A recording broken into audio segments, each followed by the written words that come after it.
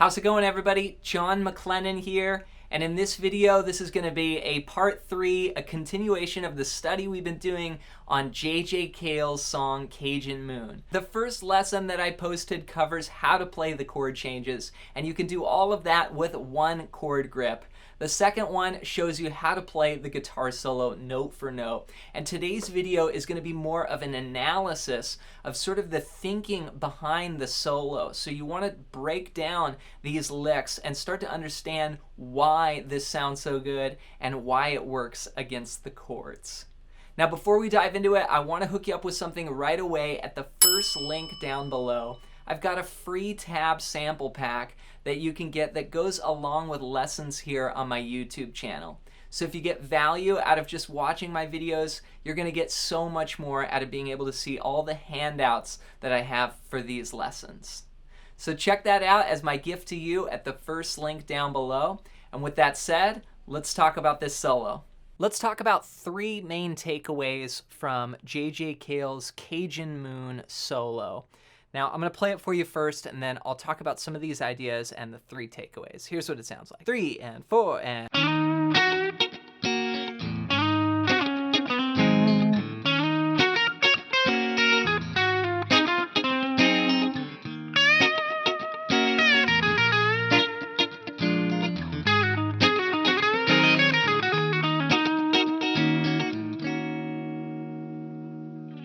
Alright, so the first takeaway I want to share with you is that the blues works over major and minor, and this is a great idea to keep in mind when you're soloing. So as we learned in the chord lesson of this song, the chords are going from an E flat minor 7 to an A flat 7. So that's an E flat minor chord, and JJ comes right in with a blues lick. That's coming right out of your... And then even just the way that he plays it, like... and bends that note, that's the way a blues player would get that blue note and bend it. So whether you have an E flat minor 7, or even an E flat 7, like with essentially a major triad in there, you can have a blues riff. Like I might play... and that'll work over this sound. It'll also work over this sound. So it's more of just like a feeling that you can inject, and it's like a flavor that you have as part of your soloing just bag of tricks. Okay, so blues works over major and minor. So that's the first takeaway. Now the second takeaway, if you're enjoying this video, don't forget to hit the subscribe button so YouTube will let you know when I post another video just like this. You can see an example of this right out of that first phrase. So we go, then. So right there, that's coming out of your blues scale here, but then...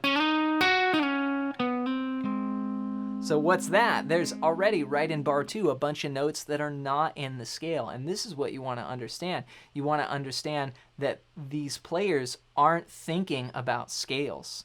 They're thinking about playing changes. So again, E flat minor 7, A flat 7. You can also play an A flat 7 up here like this. And there, he's hammering into that major third of the A flat 7. And what that does, see, it sounds like E flat minor, A flat 7. So it sounds like the chords are moving from E flat minor to A flat 7 right there in his solo.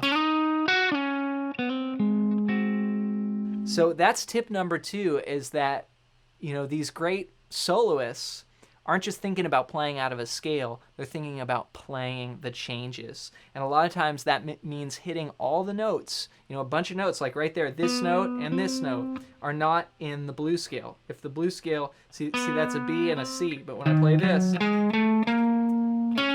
there's no B or C in that scale. But those are the 2 notes that to me make that solo so cool. Right? Now it doesn't sound, if it was just, you know, the notes in the blues scale, that's cool, you know. A lots of players do that, but it's another kind of dimension when you start outlining the changes like that. Okay, so tip number 2, outline the chords, outline the changes.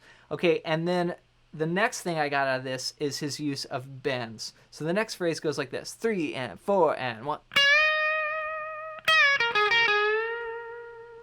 Okay, so you can take just a couple notes out of either your minor pentatonic or your minor scale. You know, it could be, you know, your minor pentatonic shape like this. And you can just bend notes like maybe up here. And that's just that one thing, just bending some of those notes can sound so great. Now, it is okay to put it right on the beat, like if you just put it right on the downbeat, like. But what JJ does is he puts it right on the and, so it's like 1. So it's like 1 and it just gets a little bit of a, it just gets a cooler rhythm there. 1 and 2 and 3 and then again 1 E and that's right on the E of 1 E and so again, not on the downbeat, but on those syncopations, either 16th note subdivisions or just the ands, you know, 1 and 2 and 3 and.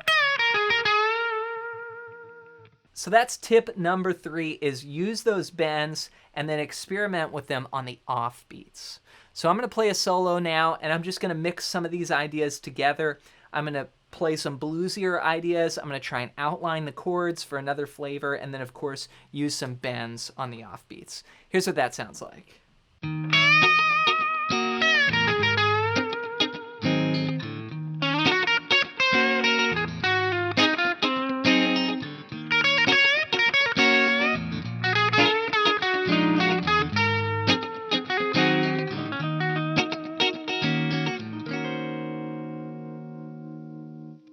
Congrats on making it through this series. If you enjoyed this video, make sure to give it a thumbs up. And before you go, don't forget to download my free tab sample pack at the first link down below. And this is going to show you how you can get access to all the handouts that I have for tabs and PDF downloads that go along with the lessons here on my YouTube channel. As always, leave your song requests in the comments below.